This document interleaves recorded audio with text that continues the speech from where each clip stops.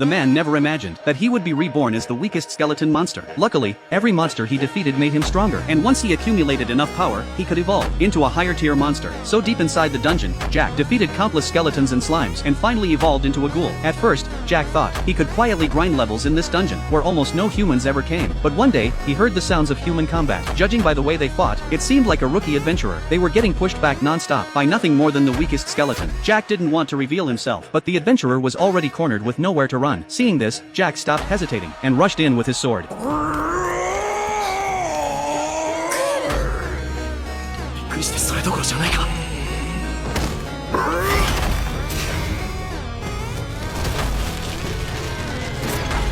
After dealing with the skeleton, Jack tried to speak, his words slurred and unclear, but he clearly underestimated how wary humans were of monsters. Not only did she fail to understand him, she even raised her sword, ready to fight to the death. Left with no choice, Jack dropped his weapon, kept talking non-stop, and raised his hands to show he meant no harm. Only then did the girl finally realize that Jack seemed to be trying to speak. After a difficult exchange, the girl finally understood that Jack had once been an adventurer, but somehow turned into this after dying. Once she realized Jack meant no harm, she quickly thanked him, then cautiously asked if she could leave. She was afraid Jack might silence her, since she now knew an unbelievable secret. Jack told her he had no intention of doing that, and instead asked her to help buy a set of clothes. Hearing this, the girl looked surprised, but once she understood Jack wanted to return to town, she realized he needed a robe to hide his appearance. Seeing that she understood, Jack handed over the money he had prepared in advance, and told her she could keep whatever was left. Still wary, the girl took the money, then told Jack she came from a knightly family, and would definitely return to repay his kindness. With that, she turned and left without hesitation. Watching her go, Jack couldn't help but reflect. After all, any normal adventurer would have reported a strange ghoul like him to the guild, but after that brief interaction, Jack trusted his instincts that she wasn't that kind of person. Not long after, the girl returned carrying a large bundle. Once Jack put the clothes on, he looked far more human. The only problem was that his face was still obvious, but to his surprise, the girl had already thought of that. She had even prepared a mask. Unfortunately, something went wrong when Jack tried it on. The mask came with a self-adhesive function, and it looked fine on him, but Jack quickly realized he couldn't take it off. The girl panicked immediately. All the other clothes were bought from guild-recommended shops, but the mask alone was from a roadside stall, picked up cheaply because she liked it. Thinking back, it did seem suspicious. However, she was sure it wasn't cursed, since she had touched it herself without any reaction. Hearing this, Jack finally understood. It was a curse that only activated once worn. Ignoring the girl's shocked stare, Jack used holy energy, something only clerics could wield. Even then, the mask wouldn't come off, because his holy energy wasn't strong enough. It only weakened the curse halfway. So now, the only option was to save money, and find a professional cleric to remove it. After that,